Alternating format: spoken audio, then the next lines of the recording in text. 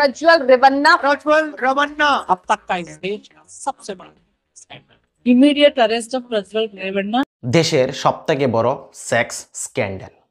এই যে নেতারা ইলেকশনের টাইমে এফিডেভিট সাবমিট করে তার মধ্যে থেকে 4673টি ইলেকশনের এফিডেভিট এডিআর একটি নন প্রফিট সংস্থা সেগুলিকে অ্যানালাইজ করেছে এবং 2023 সালে একটি রিপোর্ট পাবলিশ করেছে।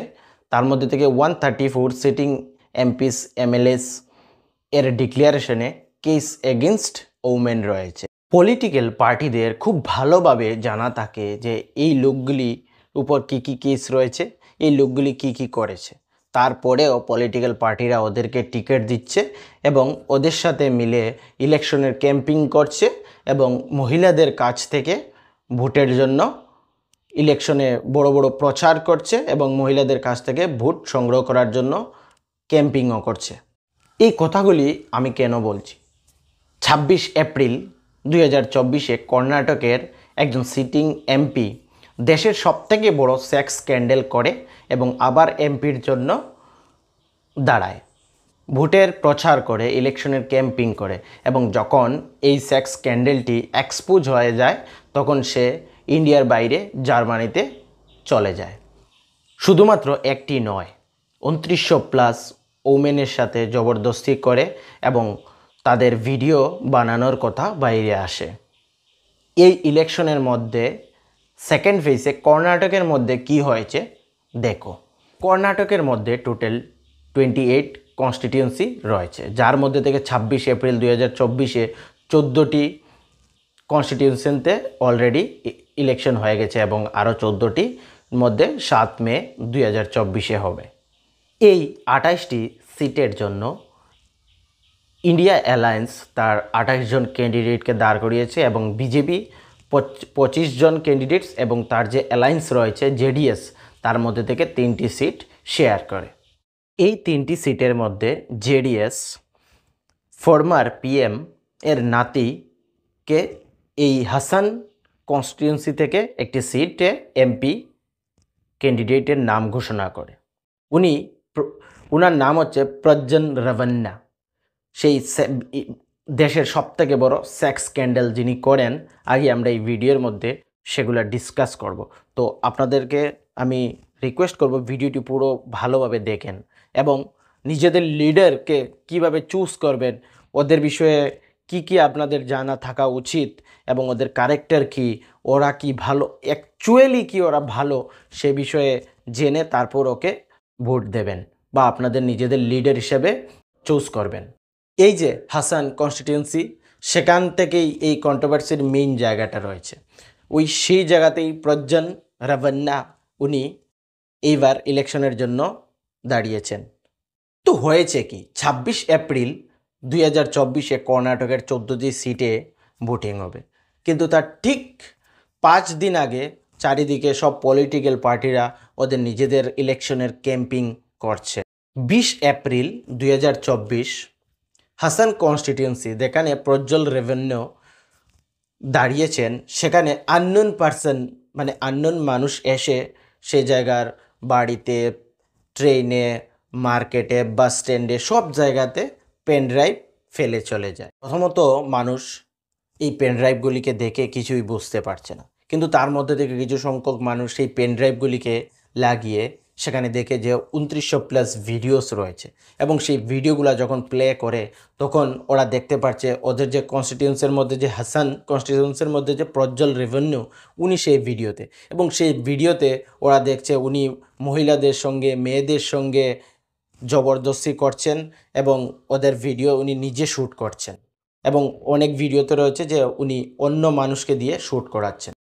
অনেক ভিডিওতে এটাও রয়েছে যে মহিলারা কাঁদছে ওদেরকে ছেড়ে দেওয়ার জন্য, কিন্তু প্রজ্বল রেভান্না উনি সাইকোপ্যাথের মতো হাসছেন এবং ওই মহিলাদের সঙ্গে জবরদস্তি করছেন, ওদেরকে রেপ করছেন। এই ভিডিওগুলিতে উনার পার্টির ফিমেল ওয়ার্কার, গভর্নমেন্ট অফিসিয়ালস, তারপর পঞ্চায়েত মেম্বার, গ্রাম পঞ্চায়েত মেম্বার, পুলিশ অফিসার্স এবং নিজের বাড়ির যে মেড ছিল ওরাও এই ভিডিওতে ছিল। ওদের সাথে উনি জবরদস্তি করছেন। যখন এই ভিডিওগুলি চারিদিকে ছড়ে যায় এবং চারিদিকে এই কথাগুলো শুরু হয়ে যায়, তখন উনার পার্টির লোকেরা পুলিশ স্টেশন যায় এবং সেখানে গিয়ে রিপোর্ট করায় যে ওদের লিডারের ছবি খারাপ করছে। এইসব ভিডিও এআইয়ের মাধ্যমে, ডিপ এআইয়ের মাধ্যমে ক্রিয়েট করে ওদের ইলেকশনের আগে ওদের লিডারের ছবি খারাপ করছে। এআইয়ের মাধ্যমে এই ভিডিওগুলি রেডি করে চারিদিকে সোশ্যাল মিডিয়াতে এবং পেন ড্রাইভে লোড করে চারিদিকে মার্কেটে, ট্রেনে, বাস স্ট্যান্ডে, সব জায়গাতে, বাড়িঘরে, সব জায়গাতে এই পেন ড্রাইভগুলি ছড়াচ্ছে। এবং প্রথমত কিছু সংখ্যক মানুষ এবং কিছু সময় মানুষ এটাই বিশ্বাস করে যে ডিপ এআইয়ের মাধ্যমে এই ভিডিওগুলি রেডি করে তারপর ইলেকশনের ঠিক আগে সেটাকে চারিদিকে স্প্রেড করে। কিন্তু তারপরে কিছু সংখ্যক মানুষ সেটা দেখতে পারে যে এই ভিডিওর মধ্যে যে কিছু ব্যাকগ্রাউন্ডে যে রয়েছে, প্রজ্জ্বলের ঘরের মধ্যে যে স্টোর রয়েছে, সেই স্টোরটাও সেখানে দেখা যাচ্ছে। তারপর সকলে সেটা বিশ্বাস করে ফেলে এবং সকলে সেটা বিশ্বাস করে ফেলে, আইডিয়া করে ফেলে যে ওইটা originally real video, not AI created video. এক সাইডে এই সকল কথাবার্তা চলছে এবং অন্য সাইডে প্রজ্জ্বল উনি মানুষের বাড়িতে গিয়ে ভোটের জন্য প্রচার করছেন এবং মহিলাদের সেফটির উপর উনি বক্তব্য দিচ্ছেন। 26 এপ্রিল সেখানে ইলেকশন হয়ে যায় এবং এই যে ভিডিও চারিদিকে ছড়িয়েছিল তার ইম্প্যাক্ট যা হওয়ার তা হয়ে গেছে। নেক্সট ডে 27 এপ্রিল 2024-এ প্রজ্জ্বল তার ডিপ্লোম্যাটিক পাসপোর্ট ইউজ করে ইন্ডিয়ার বাইরে চলে যান, জার্মানিতে উনি চলে যান। নেক্সট ডে 28 এপ্রিল 2024 প্রজ্জ্বলের ঘরের যে মেইড রয়েছে সেই মেইডের মধ্যে একজন পুলিশ স্টেশন যায় এবং সেখানে কমপ্লেন করে যে উনি যখন প্রজ্জ্বলের ঘরে কাজের জন্য সেখানে যান এবং জয়েন করেন, তার ঠিক 3-4 মাস পরে প্রজ্জ্বল ওনার সাথে জবরদস্তি করে, ওনার রেপ করে। এইসব কথা যখন ওই মেইড প্রজ্জ্বলের বাবাকে বলে, তখন তার বাবা ওর হেল্প না করে উল্টো ওর সাথে জবরদস্তি করে এবং ওর সাথে ওর ফাদারও রেপ করে ওকে। এই মেইডের পুলিশ কেস করার পর পুলিশ প্রজ্জ্বল এবং তার ফাদারের উপর এফআইআর লজ করে। এই কমপ্লেনের পর প্রজ্জ্বল এবং তার বাবার উপর আইপিসি 354A, 354D এবং 509 এবং 506-এর মাধ্যমে এফআইআর হয়। এই যে পেন ড্রাইভের মধ্যে যে ভিডিওগুলি ছিল তার মধ্যে মহিলাদের ফেস ছিল, প্রজ্জ্বলের ফেস ছিল। সব থেকে ক্ষতি হয়েছে মহিলাদের, কারণ ওদের ফেস চারিদিকে রিভিল হয়ে গেছে। কর্ণাটকের মধ্যে যে হাসান কনস্টিটিউয়েন্সি ছিল সেখানে সকলের বাড়িতে সেই পেন ড্রাইভ, বাসে, ট্রেনে, রেলে, সব জায়গাতে সেই পেন ড্রাইভগুলি ছড়িয়েছিল এবং সকলে সেই ভিডিওগুলো দেখেছে। সব থেকে বেশি যে ক্ষতি হয়েছে সেগুলো হয়েছে মহিলাদের। এই হচ্ছে আমাদের দেশের পলিটিক্যাল পার্টির লিডারদের কাজ। কলকাতার মধ্যে সেম কেস রয়েছে, আপনারা হয়তো সেই ভিডিওটি দেখেছেন বা সেই বিষয়ে জানেন। সেই ভিডিওটি এবং সেই বিষয়টি নিয়ে আমরা অন্য একটি ভিডিওতে আলোচনা করব। সেই জায়গাটার নাম হচ্ছে, কলকাতার যে ঘটনা হয়েছিল সেই জায়গাটার নাম হচ্ছে সন্দেশখালী। সেখানের ঘটনা হয়তো আপনারা অনেকে ইউটিউবের মধ্যে ভিডিওতে দেখেছেন বা নিউজে বা বিভিন্ন সোশ্যাল মিডিয়াতেও সেগুলা ভাইরাল হয়েছিল। হয়তো আপনারা সকলে সেই ভিডিওগুলো সেখানেও সেক্স স্ক্যান্ডেল রয়েছে। এই যে প্রজ্জ্বল একটি নয়, দুটি নয়, 2900+ ভিডিও, 2900+। ইভেন কি ওই মহিলাদের মধ্যে 60 ইয়ার্স ওল্ড, 47 ইয়ার্স ওল্ড এবং মেয়েরাও ছিল যারা চিৎকার করছিল ওদেরকে ছাড়ার জন্য, কিন্তু প্রজ্জ্বল সেগুলাকে এনজয় করছিলেন এবং ওদের ভিডিও শ্যুট করছিলেন এবং অন্য কাউকে দিয়েও ভিডিও শ্যুট করাচ্ছিলেন। এ হচ্ছে আমাদের দেশের লিডারদের ক্যারেক্টার। আমি রিকোয়েস্ট করব পার্সোনালি, আপনারা যাকেই ভোট করছেন, যে লিডারকে আপনারা ওই কনস্টিটিউয়েন্সিতে চুজ করছেন, আগে ওর বিষয়ে আপনারা খবর নেবেন।